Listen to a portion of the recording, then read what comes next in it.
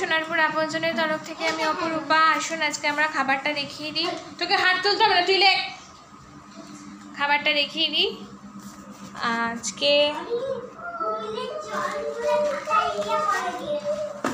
মা খাবারটা কোথায় রেখেছো? ব্যাগের ভিতরে আছে। একটু দাঁড়ান, ব্যাগটা খুলে খাবারটা দেখাতে হবে, বার করতে হবে।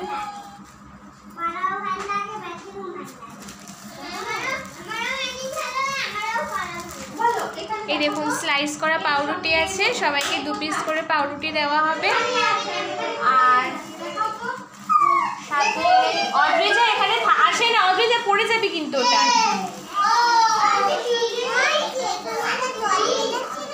হ্যাঁ, আর মিষ্টি আছে, গজা রাখা আছে, বার করছে।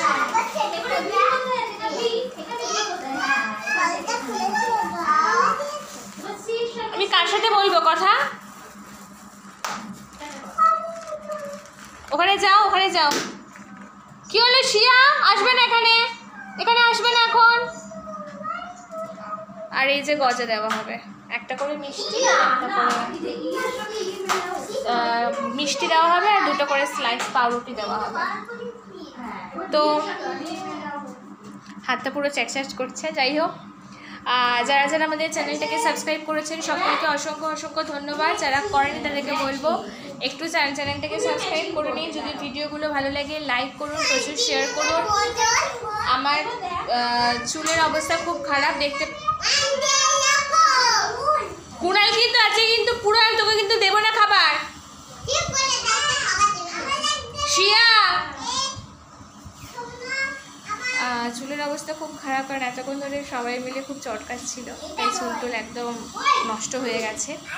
তো যারা যারা এই লাইটে হাত দেবে তাদের কিন্তু আমি কাউকে দেবো না খাবার।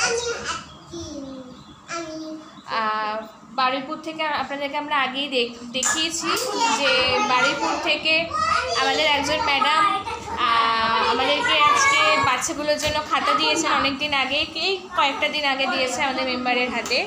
তো তো সেই ম্যাডামকে তো অসংখ্য ধন্যবাদ জানাবোই, সঙ্গে আপনাদেরকেও সকলকে অসংখ্য ধন্যবাদ। তো সেই ম্যাডামের নাম আমরা জানি না, তবে মা একটু যাও ওর সঙ্গে, ও টয়লেটে যাচ্ছে অনি। তো সেই ম্যাডামকে এবং আপনাদের সকলকে অসংখ্য ধন্যবাদ আমাদের পাশে থাকার জন্য, এরকমভাবে আশীর্বাদ করার জন্য। আর আমরা আগেও বলেছি, আগেও একটা ভিডিওতে আমি বলেছি, ইনফ্যাক্ট এখনও বলছি, যে ঘটনাটা ঘটে গেছে আমাদের আরজি করের মতো সরকারি হাসপাতালে, সেটা সত্যি কথা বলতে কাম্য নয়, আমাদের কারোরই কাম্য নয়। সেটা খুবই খারাপ একটা ঘটনা। তো যে মানে দিদির সাথে ঘটনাটা ঘটেছে, সেই মানে দিদির প্রতি কিছু মানে বলার নেই। আমার শুধু একটা কথাই বলবো, দিদি যেখানেই থাকবে ভালো থেকো, আর কিচ্ছু বলার নেই। কারণ যে ঘটনাটা তোমার সাথে ঘটেছে, মানে যে ঘটনাটা আমাদের মানে মৌমিতা দেবনাথের সঙ্গে ঘটেছে, খুবই খুবই দুঃখজনক ঘটনা। এবং আমাদের সোনারপুর আপনজনের তরফ থেকে চাইবো যারা এই ঘটনাটা ঘটিয়েছে তাদের যেন মানে নির্মম শাস্তি হয়, এটা অবশ্যই আমরা চাইবো। কারণ যেভাবে জিনিসটা ঘটেছে সেটা সত্যি, হ্যাঁ ভালো হয়েছে, বসো।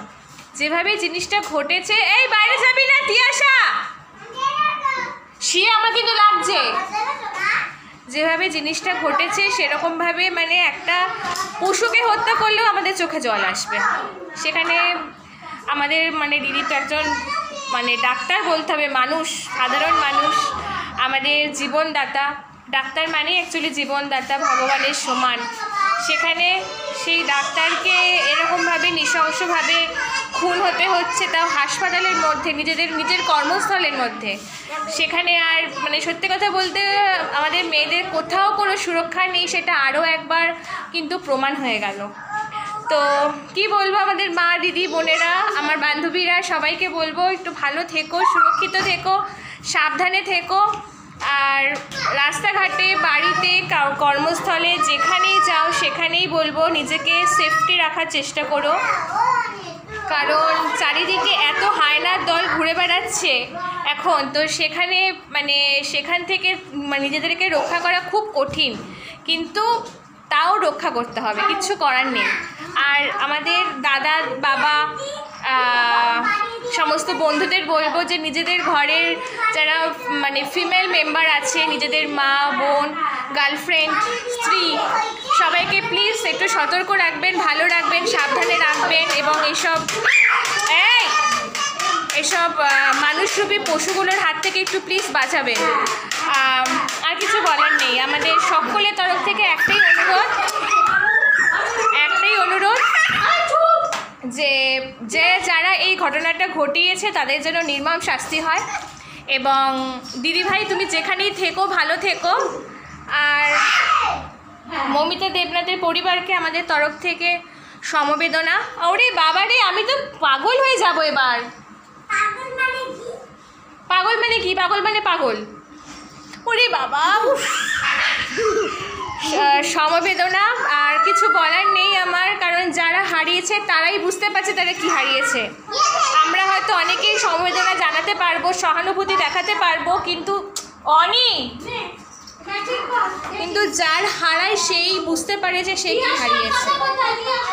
তো সেখানে আর কিছু বলার নেই আমাদের, সত্যি কথা কিছু বলার নেই। তবে একটা কথাই বলবো, আমাদের সোনারপুর আপনজনের সকলের তরফ থেকে যে আপনারা সকলে সুস্থ থাকুন, ভালো থাকুন, সতর্ক থাকুন এবং ভগবানের কাছে প্রার্থনা করব যেন এরকম ঘটনা আর না ঘটে এবং যারা এই ঘটনাটা ঘটিয়েছে তাদের যেন চরমতম শাস্তি হয়, এটাই আমরা ভগবানের কাছে প্রার্থনা করব। তো যাই হোক, আর কিছু